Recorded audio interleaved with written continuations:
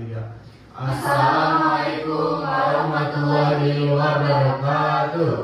Kita dari kelompok 1 dan kelompok 7 ingin mendiskusikan tentang krisis multilateralisme dan efektivitas PBB dalam konflik Gaza. Dan mungkin bisa langsung saja dimulai oleh pembicara 1. Nah, jadi ini teman-teman, belakangan ini aku sering melihat berita tentang Gaza terus muncul di berbagai media platform maupun handphone maupun berita internasional.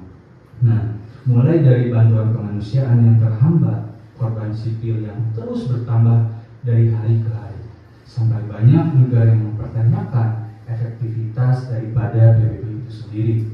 Nah, padahal kalau dipikir-pikir gitu ya teman-teman, secara historis PBB itu dibentuk dengan mandat besar, yang mana PBB ini menjaga perdamaian dan keamanan internasional. Tapi sampai sekarang konflik ini terus berlangsung.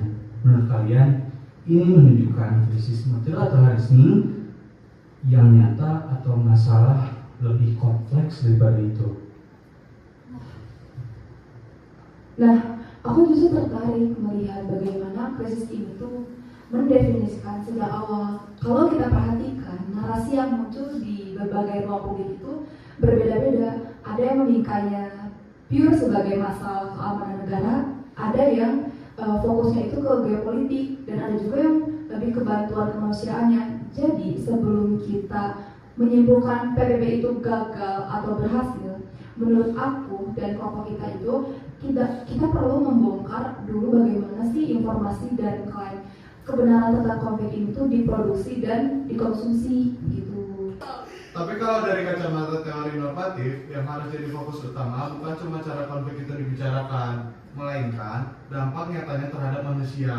Kita membicarakan tentang pelanggaran hak atas warga sipil yang kehilangan rumah, kehilangan akses makanan, dan kehilangan layanan kesehatan. Pendekatan normatif menekankan bahwa dalam politik internasional, moralitas harus di atas segalanya. Jadi prioritasnya adalah penderitaan manusia ini bisa segera dihentikan, bukan hanya menganalisis bahasanya. Gitu. Nah, di situ poinnya. Cara suatu konflik dibahasakan itu menentukan tindakan apa yang dianggap sah atau legal oleh dunia. Bayangkan kalau sebuah krisis kemanusiaan digeser narasinya menjadi sekedar efek samping dari operasi militer yang sah. Perhatian internasional dan urgensi bantuan bisa melemah karena bahasa politik tersebut. Artinya bahasa dan wacana punya kekuasaan besar untuk membentuk realitas politik di lapangan. Itu memang benar, bahasa punya pengaruh. Tapi teori normatif melihat ada nilai-nilai fundamental yang tidak boleh bergeser murni karena narasi politik. Ketika ada warga sipil yang menjadi korban, itu adalah pelanggaran etika global. Berdasarkan prinsip kosmopolitanisme, setiap individu punya hak inherent untuk melindungi tanpa memandang batas negara. PBB sebagai institusi multilateral memikul tanggung jawab moral dan punya kewajiban normatif untuk menegakkan prinsip itu. Kami dari pasar struktural tidak menyangkal juga adanya penderitaan nyata tersebut. Yang kami kritisi adalah bagaimana institusi seperti PBB dan negara-negara di dalamnya memproduksi makna lewat istilah-istilah resmi. Misalnya, kenapa sebuah tindakan disebut resolusi, sementara tindakan lain malah dicap pelanggaran? Atau penggunaan istilah seperti hak membela diri versus agresi. Istilah-istilah hukum internasional ini juga seringkali diproduksi oleh aktor yang punya kekuasaan untuk mengontrol apa yang dianggap benar dan salah. Bahkan pelabelan PBB gagal itu sendiri menarik untuk dideskonstruksi. Gagal menurut standar siapa?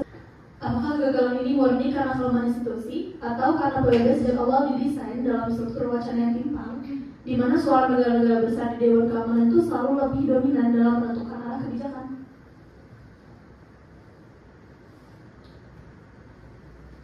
Kalau dari saya dan rekan-rekan, normatif itu sendiri, kalau bagi kami ya, indikatornya normatif dan konkret. Ketika tujuan-tujuan kemanusiaan dan perdamaian belum tercapai, Sementara hukum humaniter internasional terus dilanggar, maka fungsi normatif institusi tersebut jelas sedang mengalami krisis. Jadi wajar kalau publik internasional mempertanyakan efektivitas dan legitimasi moral PBB. Tapi kita juga harus jeli melihat struktur di balik kemacetan PBB itu. Banyak keputusan penting di Dewan Keamanan terhambat oleh hak veto negara-negara besar. Pasca struktural ini melihat veto itu bukan cuma aturan prosedural, tapi itu adalah manifestasi bagaimana kekuasaan membatasi hukum internasional. Sayangnya, wacana yang berkembang di publik sering disederhanakan menjadi sekedar PBB yang mandu tanpa membongkar relasi kekuasaan yang mengaturnya. Meskipun ada kendala politik yang real, institusi internasional tetap harus dinilai berdasarkan komitmen nilai yang mereka bawa sejak lahir. PBB itu dibentuk atas dasar norma perdamaian, bukan sekedar kalkulasi kekuatan militer. Kalau kita menormalisasi kemacetan itu sebagai realitas politik semata, kita sama saja mengabaikan standar moral universal yang seharusnya mengikat semua negara. Nah, disinilah perbedaan dasar kita. Teori normatif menganggap konsep seperti moral universal, keamanan, atau kemanusiaan sebagai sesuatu yang sudah final dan disepakati semua orang. Sementara pasca struktural melihat konsep-konsep itu cair dan sering kali bias, tergantung siapa aktor dominan yang mendefinisikannya pada masa sejarah tertentu. Tapi, kalau kita tidak memegang prinsip moral universal, lalu apa landasan kita untuk menyatakan bahwa kekerasan terhadap warga sipil itu salah? Dunia tetap butuh komitmen etis bersama. Seperti konsep R2P, agar ada standar minimal untuk menuntut akuntabilitas negara-negara di dunia. Tentu kami juga setuju soal itu gitu ya. Tapi kami ingin mengingatkan agar kita tuh selalu kritis. Konsep keren seperti R2P seperti yang Anda bilang atau intervensi kemanusiaan itu dalam sejarahnya tidak jarang justru dipolitisasi oleh negara kuat untuk melakukan intervensi yang syarat kepentingan. Jadi kita juga harus selalu mempertanyakan siapa sih yang diuntungkan dari penerapan standar moral tersebut dalam kasus spesifik ini.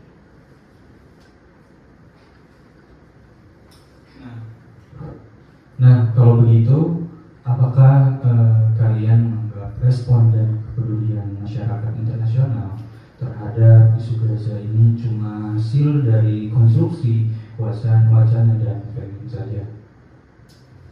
Jawabannya adalah bukan respon yang palsu, tapi cara dunia ini mematahkan solusi itu disetir oleh wacana yang dominan. Satu pihak itu memakai wacana hukum internasional, lalu pihak lain memakai wacana sekuritisasi ekstrim.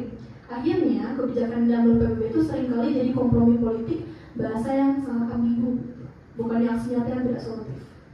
Nah, poin itulah yang membuat kami di sisi normatif merasa analisa tidak boleh berhenti di level kritik bahasa saja atau dekonstruksi wacana saja.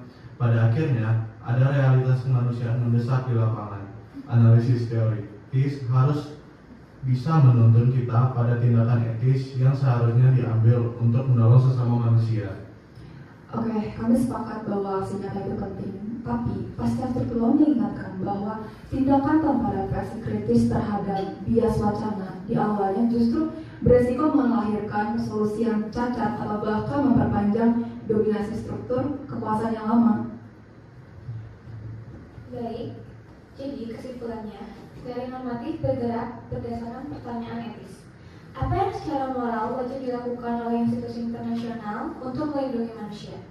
Sedangkan pasca strukturalisme bergerak dari pertanyaan kritis. Bagaimana bahasa, wacana, dan relasi kekuasaan membentuk pemahaman terhadap masalah dan solusi tersebut? Nah, tepat sekali. Karena cara kita mendefinisikan dan memahami akar masalah akan mendikte seluruh bentuk tindakan atau kebijakan yang diambil kemudian. Dari dinamika krisis multilateralisme saat ini, pendekatan normatif menunjukkan bahwa dunia justru semakin butuh penguatan institusi global yang berani bertindak melalui kepentingan politik sempit demi nilai kemanusiaan.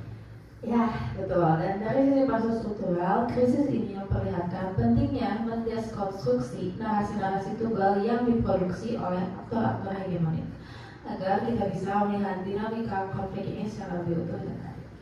Meskipun cara pandang kita berbeda, sebenarnya kedua teori ini memiliki titik temu yang fundamental. Kita sama-sama gelisah dengan situasi yang terjadi saat ini. Betul sekali, karena bedanya hanya pada titik startnya saja. Kalian memulai dari moralitas dan kewajiban etis, sedangkan kami pasca struktural memulai dari pembukaan bahasa dan struktur kekuasaan. Dan lewat diskusi ini, kita bisa lihat kalau kedua pendekatan ini sebenarnya tidak saling menjatuhkan, melainkan bisa saling melengkapi dan membedah kompleksitas krisis di Gaza dan PBB saat ini. Aku dan rekan-rekan setuju menyelamatkan nyawa manusia adalah keharusan, tapi bersikap kritis juga terhadap narasi kekuasaan yang bermain di balik misi penyelamatan itu juga sama pentingnya.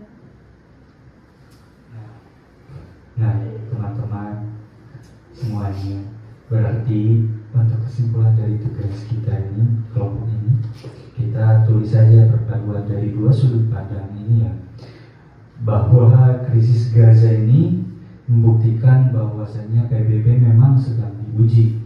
Nah, baik secara komitmen moral maupun dari segi wacana kekuasaan yang ada di baliknya. Intinya penjelasannya kita buat mengalir dan bahasanya tidak perlu terlalu akademis dan ataupun kaku. Nah, supaya gampang dipahami dan pesannya langsung bisa tersampaikan kepada yang mendengarkan.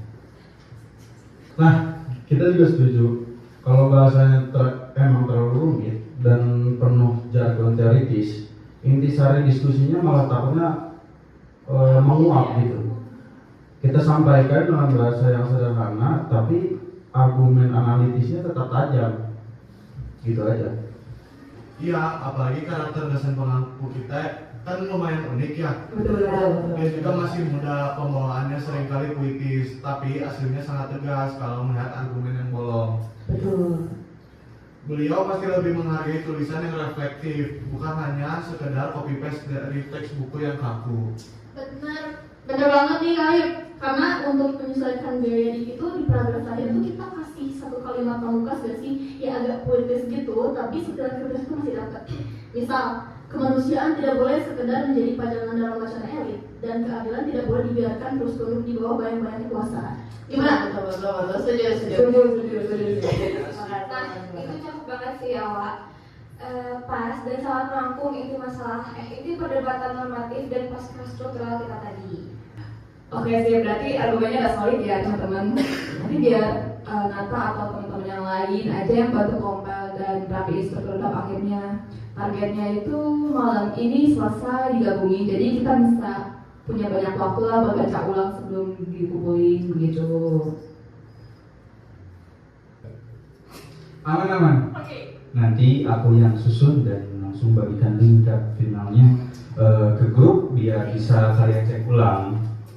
Benar-benar terima kasih ya semuanya, diskusinya benar-benar membedah masalah dari akar hari ini. Semangat kerjanya buat teman-teman semuanya. Thank you, semangat.